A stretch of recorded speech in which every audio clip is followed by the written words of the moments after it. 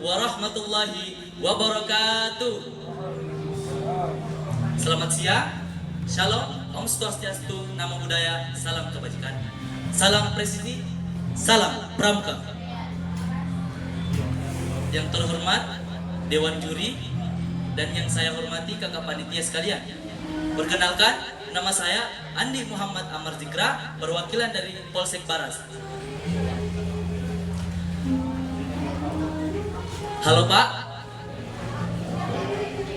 apa kabar? Apa kabar? Saya yakin dan percaya bahwa bapak-bapak dan kakak-kakak di sini dalam keadaan sehat dan berbahagia. Nah, di sini saya akan membawakan penyuluhan dengan tema narkoba. Sebelum saya masuk ke penjelasan saya, ada 4 poin yang akan saya jelaskan. Yang pertama, apa itu narkoba? Yang kedua, jenis-jenis dari narkoba. Yang ketiga, dampak buruk bagi penyalahgunaan narkoba dan sanksi bagi pemakai atau pengedar narkoba. Dan yang keempat atau poin yang terakhir adalah bagaimana cara mencegah agar kita terhindar dari penyalahgunaan narkoba.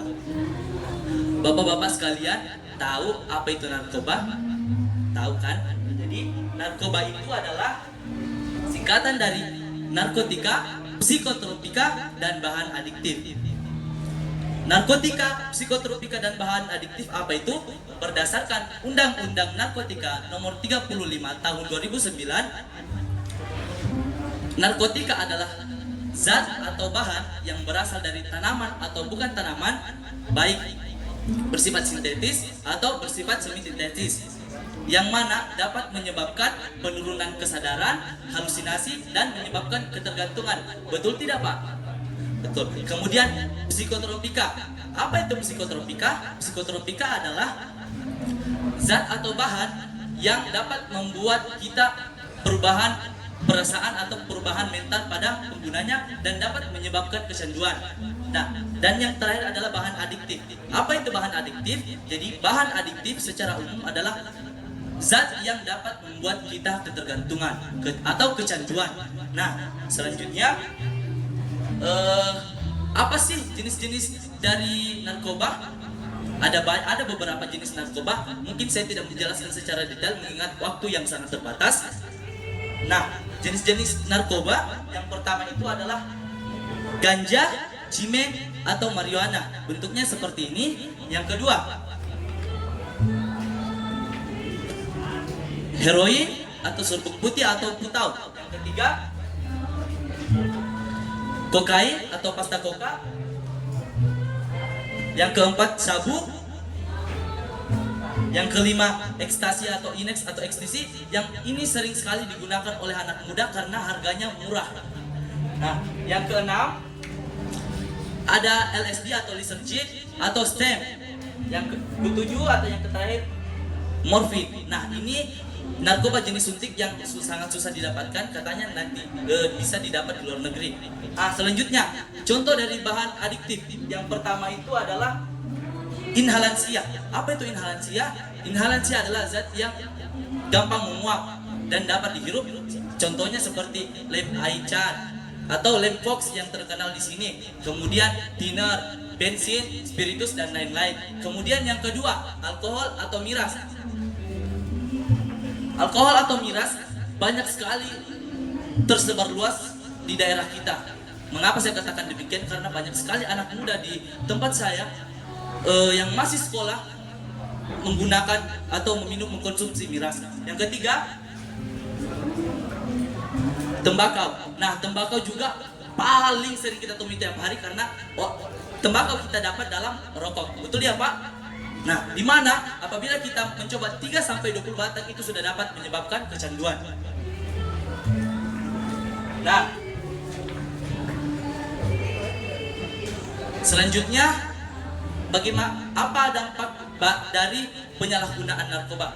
Nah, yang pertama itu menyebabkan ketergantungan. Jadi semua apabila kita mencoba narkoba, baik itu narkotika, psikotropika, dan bahan adiktif, semua menyebabkan ketergantungan atau kecanduan. Yang kedua, kehilangan teman atau keluarga. Yang ketiga, kehilangan pekerjaan. Yang keempat, kehilangan akal sehat. Yang kelima, yang paling bahaya ini adalah kehilangan nyawa. Mengapa saya katakan seperti itu? Karena apabila kita mengkonsumsi narkoba secara terus-menerus tanpa dosis dari dokter, itu akan dapat merusak organ tubuh kita. Betul tidak, Pak? Betul kan? Dan yang terakhir adalah memicu tindak kriminalitas. Mengapa saya katakan demikian? Karena apabila orang sudah kecanduan atau ketergantungan terhadap narkoba dan dia ingin mengkonsumsi narkoba, maka dia tidak segan untuk mencuri atau melakukan tindak perampokan, karena apabila dia tidak mempunyai uang untuk membeli narkoba tersebut. Nah, yang selanjutnya, apa sanksi atau hukuman bagi pemakai atau pengedar narkoba? Mungkin ini bapak-bapak sudah tahu. Jadi pemakai narkoba disanksi atau didenda dengan pidana penjara selama 1 sampai 4 tahun. Betul kan, Pak? Berdasarkan Undang-Undang Narkotika nomor 39 tahun 2005 pasal 127 ayat 1.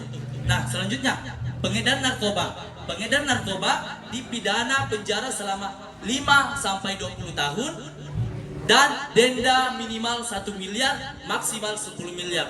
Wah, jumlah yang sangat besar.